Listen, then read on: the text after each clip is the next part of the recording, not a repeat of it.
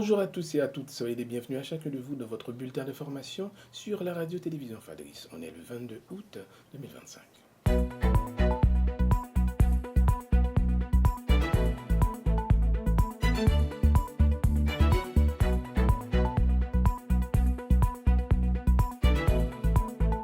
Dans la soirée de jeudi au Cap-Haïtien, les militants ont érigé des barricades de pneus enflammées paralysant l'entrée de la ville. Ils rejettent la nomination d'Angie Bell au sein de la nouvelle commission communale et exigent que Frito en prenne la présidence.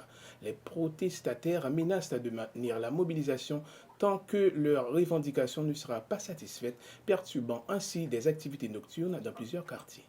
En pleine crise économique, le Premier ministre haïtien Alix Didier Fils-Aimé a fait appel à un lobbyiste américain pour représenter les intérêts du gouvernement à Washington, selon une enquête du média Aibo Post. Cette collaboration remonterait à février dernier. Le lobbyiste en question, Carlos Trujillo, est un ancien diplomate ayant servi sous l'administration Trump.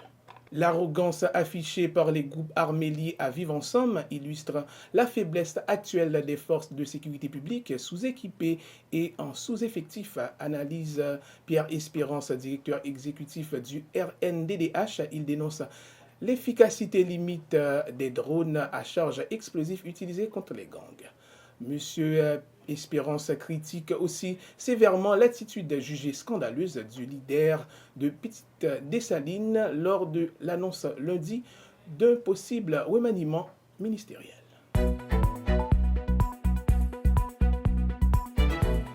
À l'échelle internationale, le département d'État américain a annoncé jeudi que plus de 55 millions d'étrangers détenteurs d'un visa en cours de validité feront désormais l'objet des vérifications continues. Des révocations seront prononcées en cas d'infraction. À Paris, deux juges d'instruction ont prononcé mercredi un non-lieu en faveur d'Agathe Habyarimana, veuve de l'ex-président rwandais, estimant les charges insuffisantes pour la poursuivre pour entente en vue du génocide des Tutsis en 1994. Le parquet national antiterroriste a annoncé son intention de faire appel.